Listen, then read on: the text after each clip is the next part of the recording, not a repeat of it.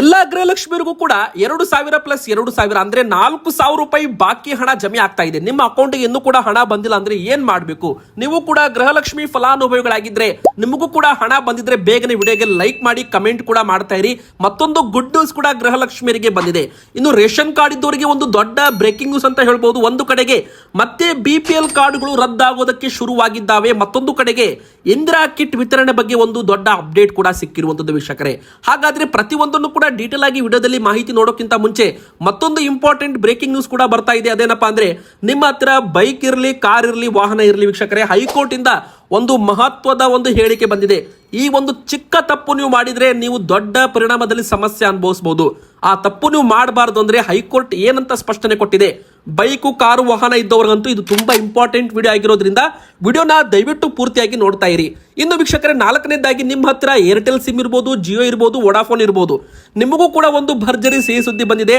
Recharge ದರಗಳು ಇಳಿಕೆ ಆಗೋ ಮುನ್ಸೂಚನೆ ಇದೆ. ಇನ್ನು ಯಾರಿಗೆ ಇಂಟರ್ನೆಟ್ ಬೇಡ ನೋಡಿ, ಅವರು ಓನ್ಲಿ ವಾಯ್ಸ್ ಕಾಲ್ ರೀಚಾರ್ಜ್ ಕೂಡ ಮಾಡಿಸಬಹುದು. ಇಂಟರ್ನೆಟ್ ತಗೋಬೇಕು ಅಂತ ರೂಲ್ಸ್ ಇನ್ ಮುಂದೆ ಅದನ್ನ ತೆಗೆದು ಹಾಕಬಹುದು ಅಂತ ಹೇಳಲಾಗ್ತಾ ಇದೆ. ಇದ್ರ ಬಗ್ಗೆನೂ ಅಪ್ಡೇಟ್ ನೋಡೋಣ. ನೀವು ಯಾವ ಸಿಮ್ ಕಾರ್ಡ್ ಬಳಕೆ ಮಾಡ್ತೀರಾ ಕಮೆಂಟ್ ಮಾಡಿ. ನಾವು ಜಿಯೋ ಸಿಮ್ ಅನ್ನ ಬಳಕೆ ಮಾಡ್ತಾ ಇದ್ದೇವೆ. ಇನ್ನು ನಾಲ್ಕನೇದಾಗಿ ಬಂಗಾರ ಮತ್ತು ಬೆಳ್ಳಿ ಬೆಲೆಗಳು ಇವತ್ತು ಕೂಡ ಭರ್ಜರಿ ಇಳಿಕೆ ಆಗ್ತಾ ಇದೆ ವೀಕ್ಷಕರೇ.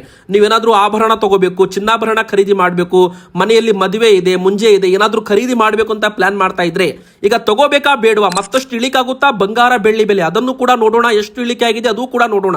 ಬನ್ನಿ, ಮೊದಲಿಗೆ ವಿಡಿಯೋ ಶುರು ಮಾಡೋಕ್ಕಿಂತ ಮುಂಚೆ ನೀವು ಗೃಹಲಕ್ಷ್ಮಿ ಫಲಾನುಭವಿಗಳಾಗಿದ್ರೆ ವಿಡಿಯೋಗೆ ಇನ್ನೂ ಕೂಡ ಲೈಕ್ ಮಾಡಿಲ್ಲ ಅಂದ್ರೆ ಬೇಗನೆ ಲೈಕ್ ಮಾಡಿ, ಸಪೋರ್ಟ್ ಮಾಡಿ ಅಂತ ಹೇಳ್ತಾ, ಎರಡನೇದಾಗಿ ಎಲ್ಲಾ ಗೃಹಲಕ್ಷ್ಮಿಯರಿಗೂ ಕೂಡ 29ನೇ ಕಂತು ಹಣ ಬಿಡುಗಡೆ ಆಗಿದೆ.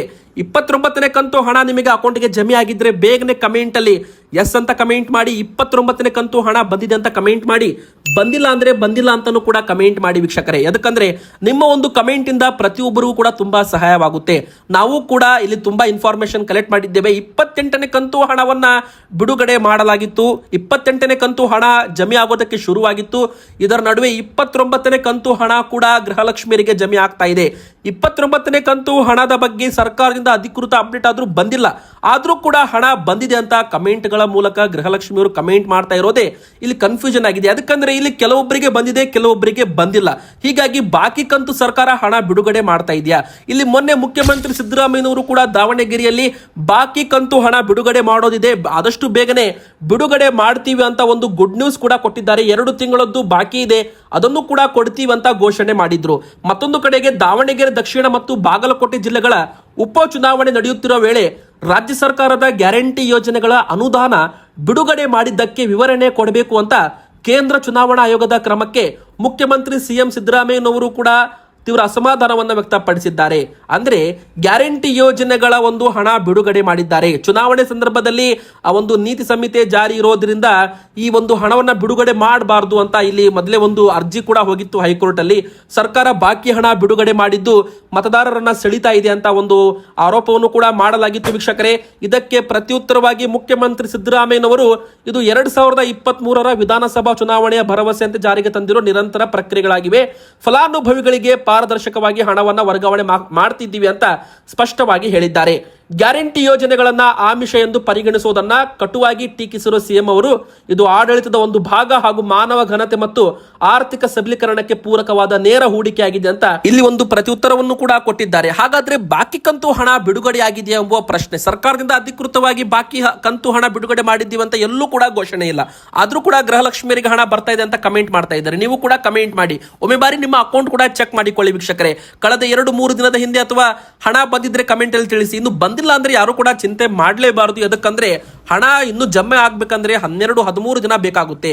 ಅಂದ್ರೆ 15-16ನೇ ತಾರೀಕಿನ ಒಳಗೆ ಮತ್ತೊಂದು ಕಂತಿನ ಹಣ ನಿಮಗೆ ಜಮೆ ಆಗೋ ನಿರೀಕ್ಷೆ ಇದೆ. ಇಲ್ಲಿವರೆಗೂ 56,000 ರೂಪಾಯಿ ಹಣವನ್ನ ಹಾಕಿದ್ದೇವೆ. ಅಂದ್ರೆ 28 ಕಂತು ಹಣ ಗೃಹಲಕ್ಷ್ಮಿಯರಿಗೆ ಹೋಗಿದೆ ಅಂತ ಗ್ಯಾರಂಟಿ ಯೋಜನೆಯ ಅನುಷ್ಠಾನ ಪ್ರಾಧಿಕಾರದಿಂದ ಒಂದು ಹೇಳಿಕೆ ಕೂಡ ಮೊನ್ನೆ ಬಂದಿತ್ತು. ಕೆ ರಾಜು ಅವರು ಕೂಡ ಮಾಹಿತಿ ಕೊಟ್ಟಿದ್ರು.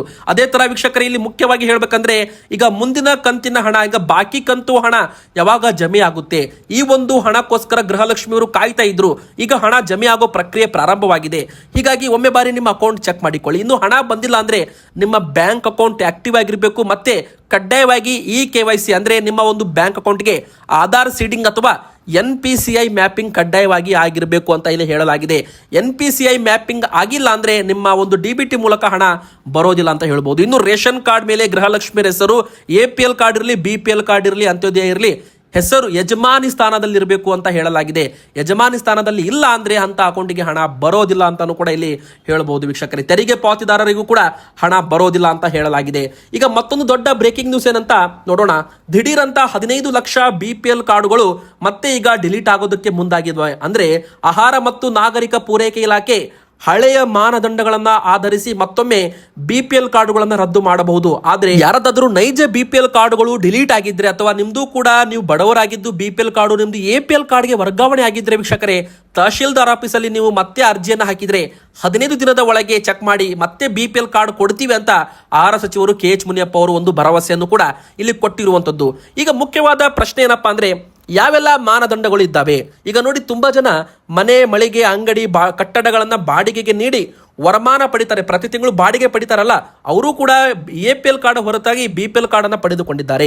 ಇನ್ನು ನಮ್ಮ ಕರ್ನಾಟಕದಲ್ಲಿ 7 ರಿಂದ 8 ಲಕ್ಷ BPL ಕಾರ್ಡ್ಗಳು APL ಕಾರ್ಡ್ ಜನರು ಇದ್ದಾರೆ. ಅಂದ್ರೆ APL ಕಾರ್ಡ್ಗೆ ಸೇರಬೇಕಾದವರು BPL ಕಾರ್ಡ್ ಅಲ್ಲೇ ಇದ್ದಾರೆ ಅಂತ ಒಂದು ಶಂಕಾಸ್ಪದ ಕಾರ್ಡ್ಗಳು ಕೂಡ ಇದ್ದಾವೆ ಅಂತ ಆಹಾರ ಸಚಿವರು KH ಮುನಿಯಪ್ಪ ಅವರು ಇಲ್ಲಿ ಮಾಹಿತಿಯನ್ನ ಕೊಟ್ಟಿರುವಂತದ್ದು. ಸರ್ಕಾರ ಈಗ ಪತ್ತೆ ಹಚ್ತಾ ಇದೆ, ಎಲ್ಲಾ ವರ್ಗದಲ್ಲೂ ಕೂಡ ಚೆಕ್ ಮಾಡಲಾಗ್ತಾ ಇದೆ. ಹೀಗಾಗಿ ಎಲ್ಲ ಒಂದು ಚೆಕ್ ಮಾಡಿ ಕಾರ್ಡುಗಳನ್ನ ರದ್ದು ಮಾಡಲಾಗುತ್ತೆ. ಅಂದ್ರೆ ಯಾರೆಲ್ಲ ಶ್ರೀಮಂತರು, ಸರ್ಕಾರಿ ನೌಕರರು, ಮನೆ ಮಳೆಗೆ ಬಾಡಿಗೆ ಕೊಟ್ಟು ಬಾಡಿಗೆ ಪಡಿತಾ ಇದ್ದವರು, ಮತ್ತೆ ಲಕ್ಷಾಂತರ ರೂಪಾಯಿ ಟರ್ನ್ ಓವರ್ ಮಾಡ್ತಾ ಇದ್ದವರು, ಶ್ರೀಮಂತರು, ಬಿಸ್ನೆಸ್ ಮೆನ್ಸು, ಅವರ BPL ಕಾರ್ಡುಗಳನ್ನ APL ಕಾರ್ಡ್ಗೆ ಶಿಫ್ಟ್ ಮಾಡಲಾಗುತ್ತೆ. ಇನ್ನು BPL ಕಾರ್ಡ್ಗೆ ಇಂದಿರಾ ಕಿಟ್ ವಿತರಣೆ ಯಾವಾಗ ಎಂಬುವ ಪ್ರಶ್ನೆ. ಅಂದ್ರೆ ಅಂತ್ಯೋದಯ ಕಾರ್ಡ್ ಇದ್ದವರಿಗೂ ಕೂಡ ಇಂದಿರಾ ಕಿಟ್ ಕೊಡ್ತೀವಿ ಅಂತ ಘೋಷಣೆ ಮಾಡಿದ್ರು. ರಾಜ್ಯ ಸರ್ಕಾರದ ಅನ್ನಭಾಗ್ಯ ಯೋಜನೆ ಬೇರೆ, ಕೇಂದ್ರ ಸರ್ಕಾರದ ಗರೀಬ್ ಕಲ್ಯಾಣ್ ಅನ್ನ ಯೋಜನೆ ಬೇರೆ. ಕೇಂದ್ರ ಸರ್ಕಾರದ ಯೋಜನೆ ಪ್ರಕಾರ ಅದು ನಿಮಗೆ ಆಹಾರ ಧಾನ್ಯ ಕಂಟಿನ್ಯೂ ಸಿಗ್ತಾ ಇದೆ. ಆದ್ರೆ ರಾಜ್ಯ ಸರ್ಕಾರದ ಅಕ್ಕಿ ಬದಲಾಗಿ ಇಂದಿರಾ ಕಿಟ್ ಕೊಡ್ತೀವಿ ಅಂತ ಘೋಷಣೆ ಮಾಡಿದ್ರು. ಆದ್ರೆ ಇನ್ನೂ ಕೂಡ ವಿತರಣೆ ಮಾಡಿಲ್ಲ ಅಂತ ಇಲ್ಲಿ ವಿರೋಧ ಪಕ್ಷದವರು ಕೂಡ ಕೇಳ್ತಾ ಇದ್ದಾರೆ. ಯಾವಾಗ್ಲಿಂದ ವಿತರಣೆ ಮಾಡ್ತೀರಾ? ಅಂದ್ರೆ ಅಕ್ಕಿ ಬದಲಾಗಿ ಅಡುಗೆ ಎಣ್ಣೆ, ಉಪ್ಪು, ಸಕ್ಕರೆ, ತೊಗರಿಬೇಳೆ ಈ 4 ವಸ್ತುಗಳನ್ನ ಯಾವಾಗ್ಲಿಂದ ವಿತರಣೆ ಮಾಡ್ತೀರಾ?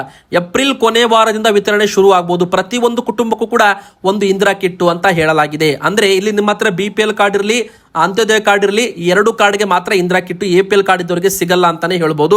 2.5 kg Kittu, 5 kg Indira Kittu, 7.5 kg ಈ 3 ತರಹದ ಕಿಟ್ಗಳನ್ನ ರೆಡಿ ಮಾಡಲಾಗಿದೆ.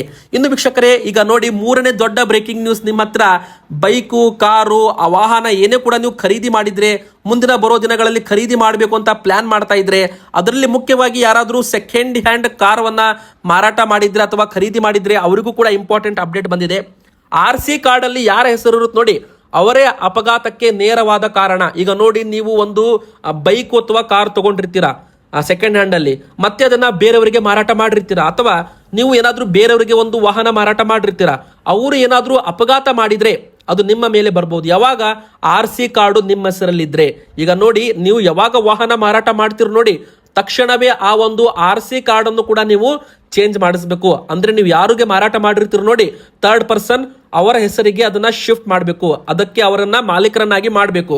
ಒಂದು ವೇಳೆ ನೀವೇನಾದ್ರೂ ಅಂತ ವಾಹನಗಳಿಗೆ ಮಾಲೀಕರನ್ನಾಗಿ ಮಾಡಲಿಲ್ಲ ಅಂದ್ರೆ, ಯಾರ ಹೆಸರಲ್ಲಿ ಆ ಒಂದು ವಾಹನ ಇರುತ್ತೆ ನೋಡಿ, ಆ ವಾಹನ ಅಪಘಾತವಾದಾಗ ಆ ಒಂದು ಹಳೆಯ ವಾಹನ ಮಾಲೀಕ ಅದಕ್ಕೆ ನೇರವಾಗಿ ಹೊಣೆ ಆಗ್ಬೋದು. ಹೀಗಾಗಿ ವೀಕ್ಷಕರೇ, ಇಲ್ಲಿ ಏನೊಂದು ಸ್ಪಷ್ಟನೆ ಬಂದಿದೆ ಅಂದ್ರೆ, ವಾಹನ ಮಾರಿದರೂ ಹೆಸರು ಬದಲಾಗದೇ ಇದ್ರೆ ಹಳೆ ಮಾಲೀಕ ಪರಿಹಾರ ಕೊಡಬೇಕು ಅಂತ ಇಲ್ಲಿ ಒಂದು ಹೈಕೋರ್ಟ್ ಸ್ಪಷ್ಟನೆ ಕೊಟ್ಟಿದೆ. ಹೀಗಾಗಿ ನೀವೇನಾದ್ರೂ ಹಳೆ ಕಾರು, ಬೈಕ್ ಏನಾದ್ರೂ ಮಾರಾಟ ಮಾಡಿದ್ರೆ, ಯಾವುದೇ ವಾಹನ ಮಾರಾಟ ಮಾಡಿದ್ರೆ ಆದಷ್ಟು ಬೇಗನೆ ಅದನ್ನ ಯಾರು ತಗೊಂಡಿರ್ತಾರ ನೋಡಿ ಅವರ ಹೆಸರಿಗೆ ಬೇಗನೆ ಹೆಸರನ್ನ ಶಿಫ್ಟ್ ಮಾಡಿಸ್ಕೊಳ್ಳಿ. ಅಂದ್ರೆ ಚೇಂಜ್ ಮಾಡಿಸಿ RC ಕಾರ್ಡ್ ಅಂತ ಇಲ್ಲಿ ಹೇಳ್ಬೋದು. ಇಲ್ಲ ಅದ್ರ ದೊಡ್ಡ ಸಮಸ್ಯೆನೇ ಆಗ್ಬೋದು ನೋಡಿ. ಈಗ ಬಂದು 4ನೇದಾಗಿ, ನಿಮ್ಮ ಹತ್ರ ಜಿಯೋ ಸಿಮ್ ಇರಲಿ, ವೊಡಾಫೋನು, ಏರ್ಟೆಲ್, BSNL ಯಾವುದೇ ಸಿಮ್ ಇರಲಿ, ಇನ್ ಮುಂದೆ ಒಂದು ಹೊಸ ಸಿಹಿ ಸುದ್ದಿ. ಈಗ ನೋಡಿ, ತುಂಬಾ ಜನ ಭಾರತದಲ್ಲಿ ಗ್ರಾಮೀಣ ಪ್ರದೇಶಗಳಲ್ಲಿ ಇಂಟರ್ನೆಟ್ ಬಳಕೆ ಮಾಡಲ್ಲ.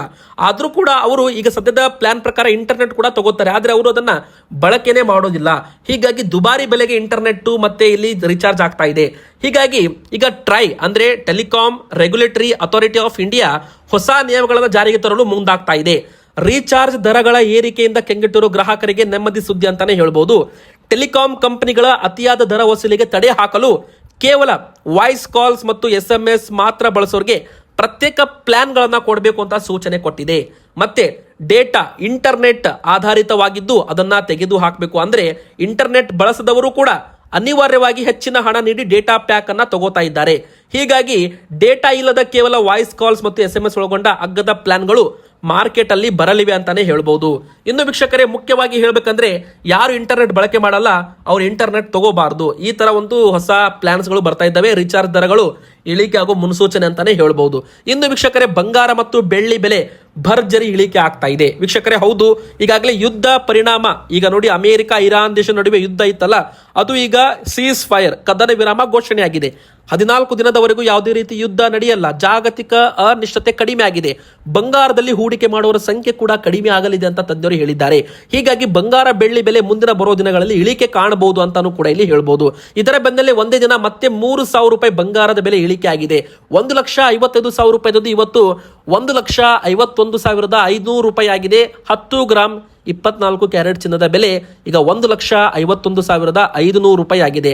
ಬೆಳ್ಳಿ ಕೂಡ ಮತ್ತೆ 5,000 ರೂಪಾಯಿ ಇಳಿಕೆ ಆಗೋದರ ಮೂಲಕ 2,60,000 ರೂಪಾಯಿದ್ದು 2,55,000 ರೂಪಾಯಿ ಆಗಿದೆ 1 ಕೆಜಿಗೆ. ನಿಮ್ಮ ಪ್ರಕಾರ ಬಂಗಾರ ಬೆಳ್ಳಿ ಬೆಲೆ ಎಷ್ಟಾಗಬೇಕು ಕಮೆಂಟ್ ಮಾಡಿ. ನೀವು ಯಾವ ಸಿಮ್ ಕಾರ್ಡ್ ಬಳಕೆ ಮಾಡ್ತೀರಾ ಕಮೆಂಟ್ ಮಾಡಿ. ಗೃಹಲಕ್ಷ್ಮಿಯವರು ಕೂಡ ಕಮೆಂಟ್ ಮಾಡಿ. ರೇಷನ್ ಕಾರ್ಡ್ ಇದ್ದವರು ಕಮೆಂಟ್ ಮಾಡಿ. ವಿಡಿಯೋಗೆ ಲೈಕ್ ಮಾಡಿ, ಚಾನಲ್ಗೆ ಸಬ್ಸ್ಕ್ರೈಬ್ ಮಾಡಿ.